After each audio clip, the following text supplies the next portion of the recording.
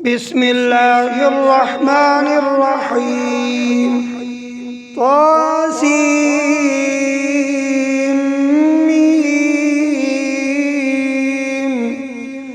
تلك آيات الكتاب المبين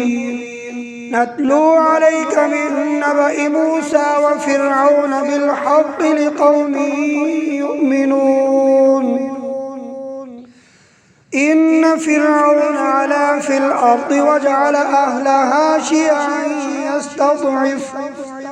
يستضعف طائفة منهم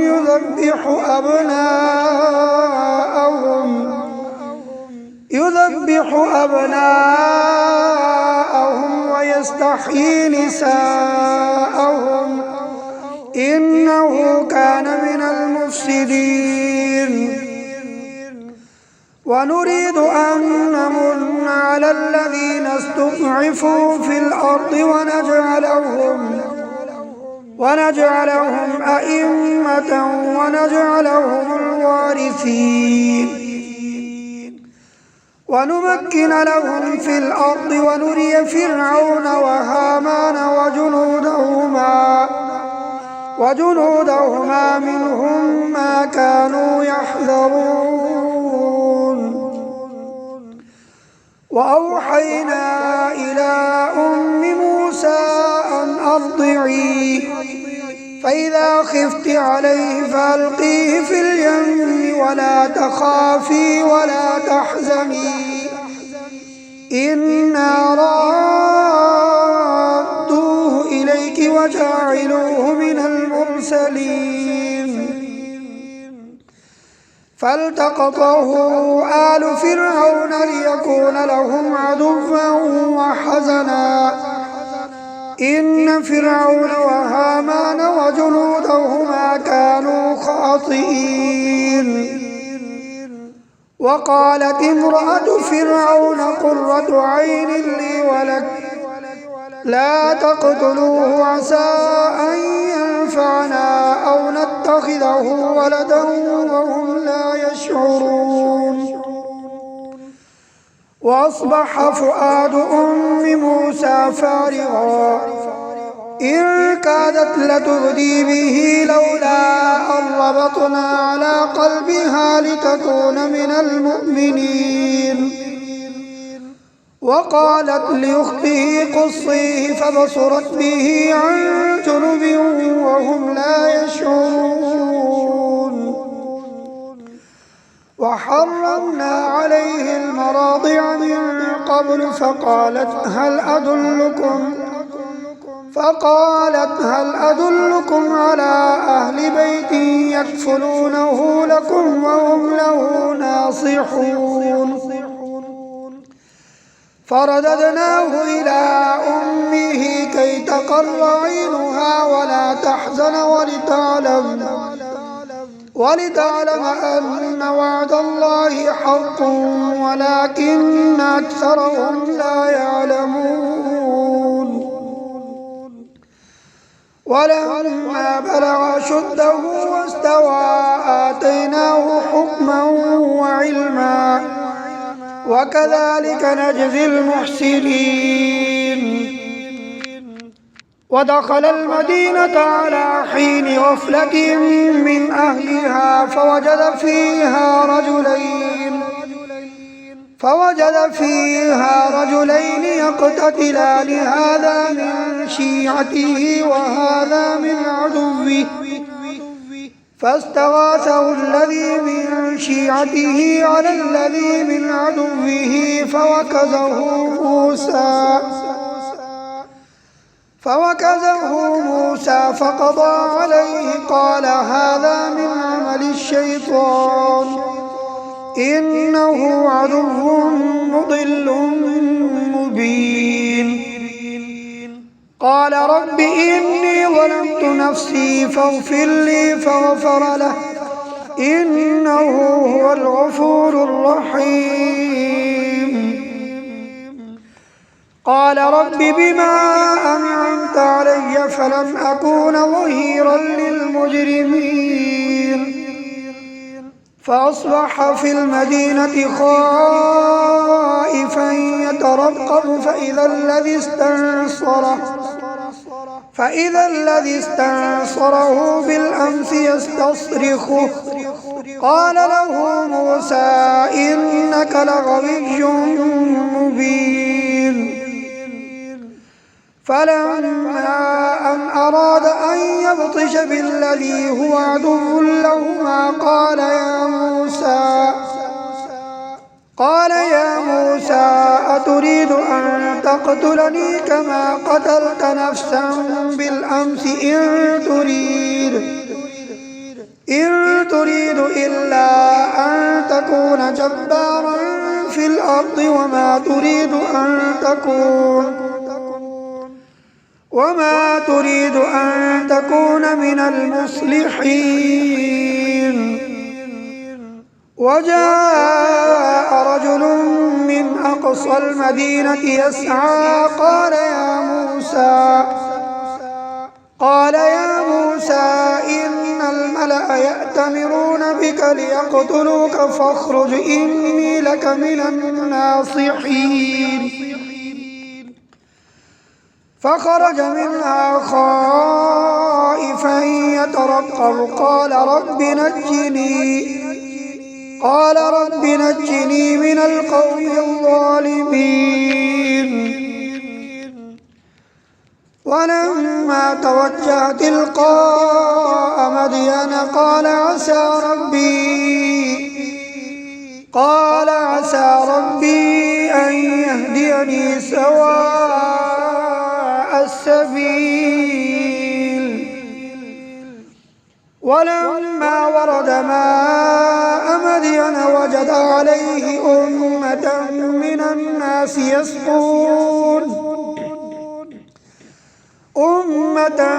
الناس يسقون ووجد من دونهم امرأتين تذودان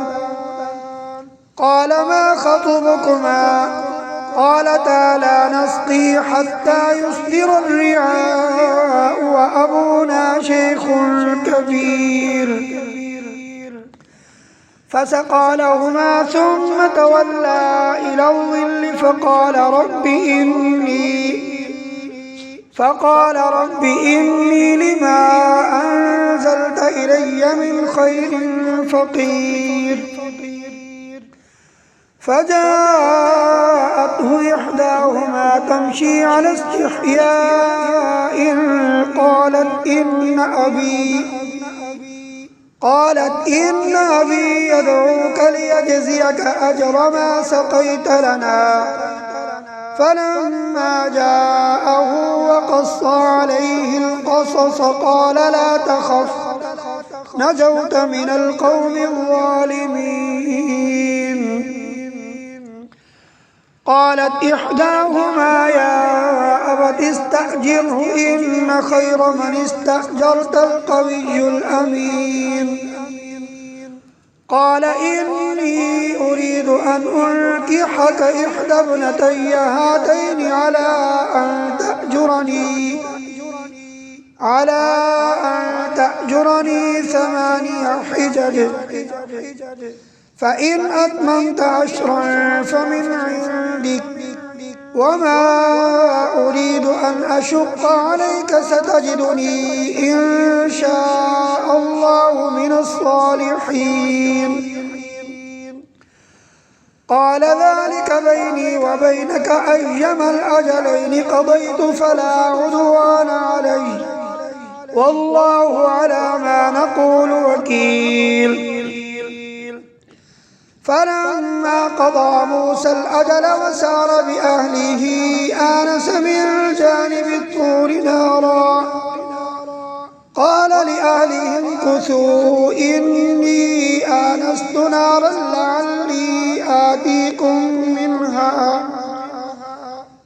لعلي آتيكم منها بخبر أو جذوة من النار لعلكم تصطلون. فلما أتاها نودي من شاطئ الوادي الأيمن في البقعة المباركة في البقعة المباركة من الشجرة أن يا موسى إني أنا الله رب العالمين وأن ألق عصاك فلما رآها تهتز كأنها جان ولا مدبرا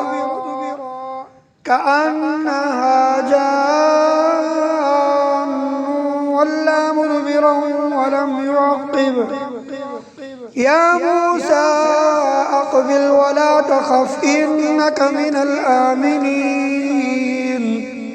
أسلك يدك في جيبك تخرج بيضاء من غير سوء واضمم إليك جناحك من الرهب فذلك برهانان من ربك إلى فرعون وملئه إنهم كانوا قوما فاسقين. قال رب إني قتلت منهم نفسا فأخاف أن يقتلون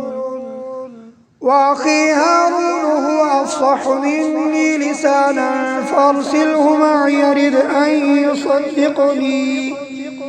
إني أخاف أن يكذبون. قال سنشد عضدك بأخيك ونجعل لكما سلطانا فلا يصلون إليكما بآياتنا أنتما ومن اتبعكم الغالبون. فلما جاءهم موسى بآياتنا بينات قالوا ما هذا إلا سحر مفترى وما سمعنا بهذا في آبائنا الأولين. وقال موسى ربي أعلم بمن جاء بالهدى من عنده ومن تكون له عاقبة الدار إنه لا يفلح الظالمون. وقال فرعون يا أيها الملأ ما علمت لكم من إله غيري فأوقد لي يا هامان على الطين فاجعل لي صرحا لعلي أطلع إلى إله موسى وإني لأظنه من الكاذبين. واستكبر هو وجنوده في الأرض بغير الحق وظنوا أنهم إلينا لا يرجعون. فأخذناه وجنوده فنبذناهم في اليم فانظر كيف كان عاقبة الظالمين. وجعلناهم أئمة يدعون إلى النار ويوم القيامة لا ينصرون. وأتبعناهم في هذه الدنيا لعنة ويوم القيامة هم من المقبوحين. ولقد آتينا موسى الكتاب من بعد ما أهلكنا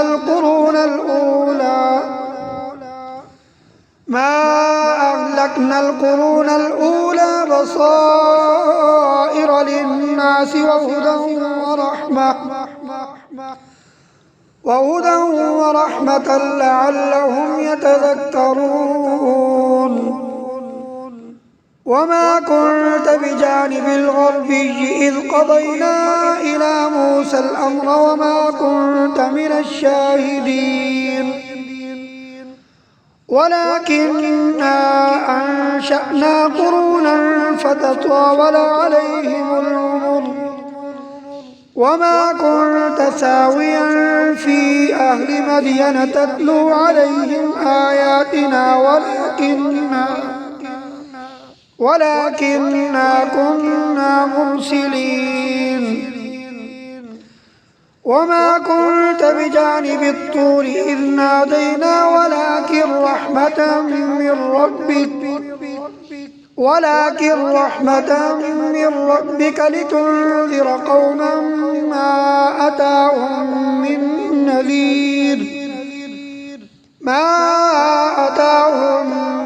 نذير من قبلك لعلهم يتذكرون ولولا أن تصيبهم مصيبة بما قدمت أيديهم فيقولوا ربنا لولا أرسلت إلينا رسولا فنتبع آياتك ونكون من المؤمنين فلما جاءهم الحق من عندنا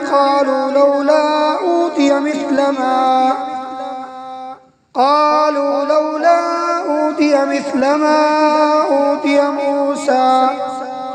أولم يكفروا بما أوتي موسى من قبل قالوا سحران تظاهرا وقالوا إنا بكل كافرون قل فأتوا بكتاب من عند الله هو أهدى منهما أتبعه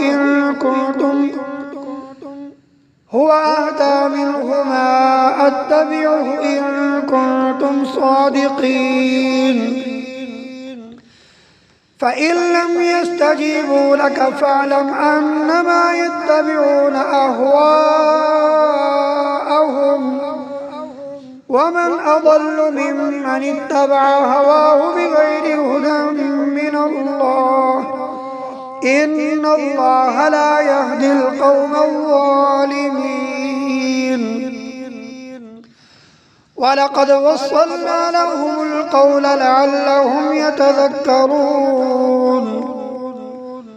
الذين آتيناهم الكتاب من قبله هم به يؤمنون وإذا يتلى عليهم قالوا آمنا به إنه الحق من ربنا إنا كنا من قبله مسلمين أولئك يؤتون أجرهم مرتين بما صبروا ويدرؤون بالحسنة السيئة ومما رزقناهم ينفقون وإذا سمعوا اللغو أعرضوا عنه وقالوا لنا أعمالنا ولكم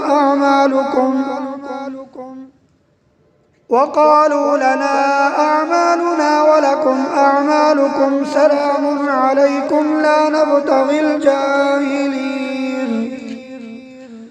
إنك لا تهدي من أحببت ولكن الله يهدي من يشاء وهو أعلم بالمهتدين وقالوا إن نتبع الهدى معك نتخطف من أرضنا أولم نمكن لهم حرما آمنا يجبى إليه ثمرات كل شيء رزقا من لدنا ولكن أكثرهم لا يعلمون وكم أهلكنا من قرية بطرت معيشتها فتلك مساكنهم لم تسكن من بعدهم إلا قليلا وكنا نحن الوارثين وما كان ربك مهلك القرى حتى يبعث في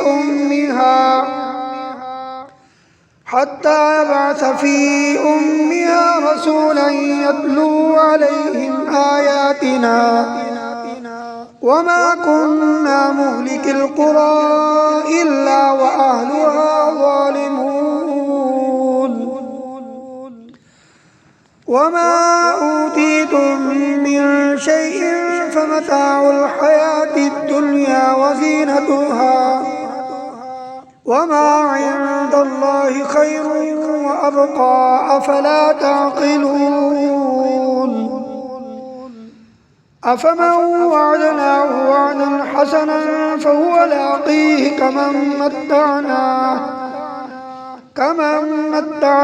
متاع الحياة الدنيا ثم هو يوم القيامة من المحضرين ويوم يناديهم فيقول أين شركائي الذين كنتم تزعمون قال الذين حق عليهم القول ربنا هؤلاء الذين أغويناهم كما غوينا تبرأنا إليك ما كانوا إيانا يعبدون وقيل ادعوا شركاءكم فدعوهم فلم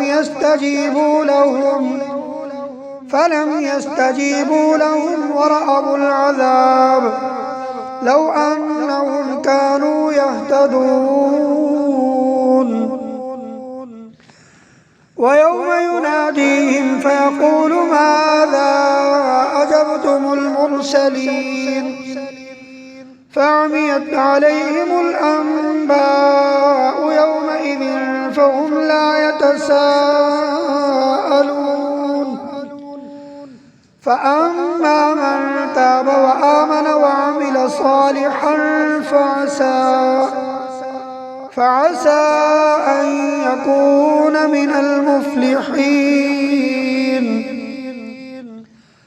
وربك يخلق ما يشاء ويختار ما كان لهم الخيرة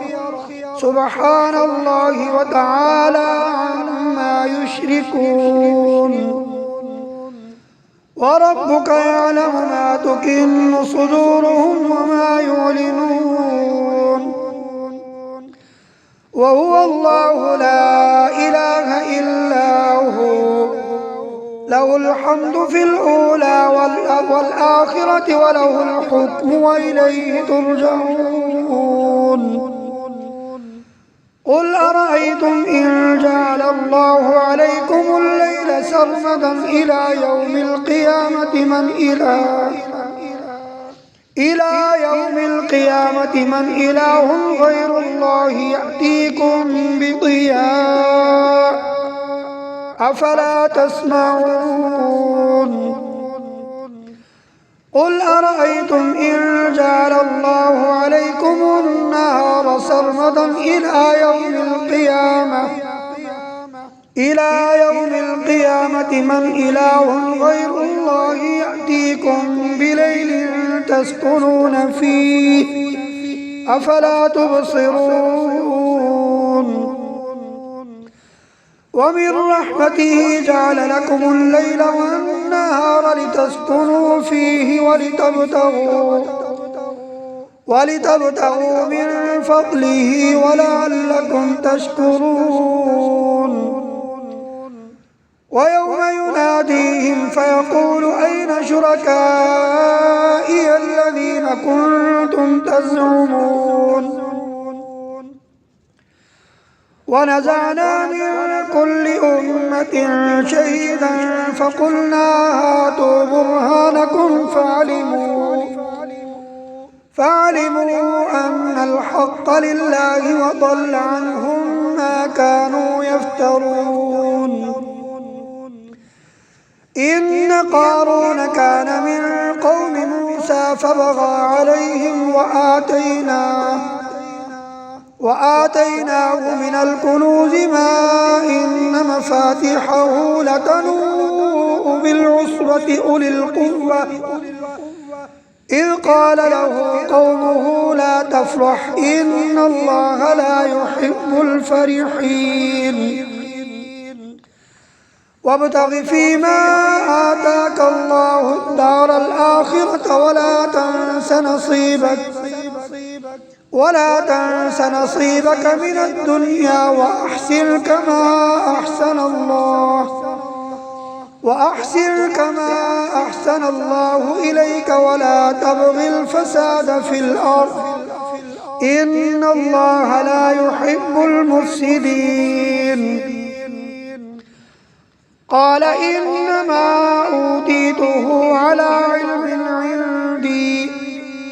أولم يعلم أن الله قد أهلك من قبله من القرون من هو أشد منه قوة وأكثر جمعا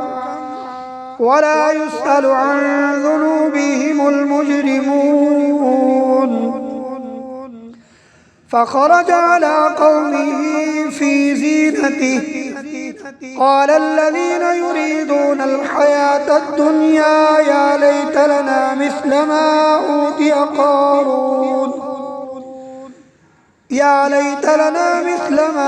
أوتي قارون إنه لذو حظ عظيم وقال الذين أوتوا العلم ويلكم ثواب الله خير لمن آمن وعمل صالحا ولا يلقاها إلا الصابرون فخسفنا به وبداره الأرض فما كان له من فئة ينصرونه من دون الله وما كان من المنتصرين وأصبح الذين تمنوا مكانه بالأمس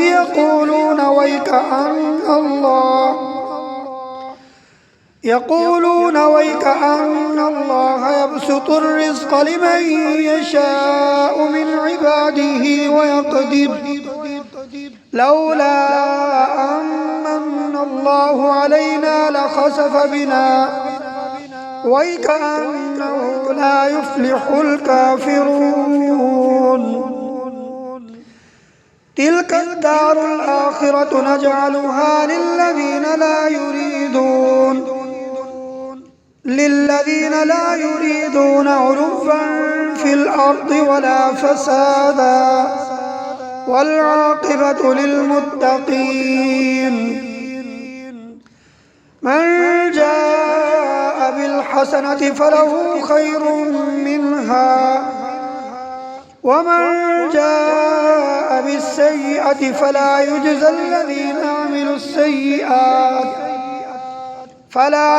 الذين عملوا السيئات إلا ما كانوا يعملون إن الذي فرض عليك القرآن لرادك إلى معاد قل ربي أعلم من جاء بالهدى ومن هو في ضلال مبين وما كنت ترجو أن يلقى إليك الكتاب إلا رحمة من ربك فلا تكونن ظهيرا للكافرين ولا يصدنك عن آيات الله بعد إذ أنزلت إليك وادع إلى ربك ولا تكونن من المشركين ولا تدع مع الله إلها آخر لا إله إلا هو كل شيء هالك إلا وجهه له الحكم وإليه ترجعون صدق الله العظيم.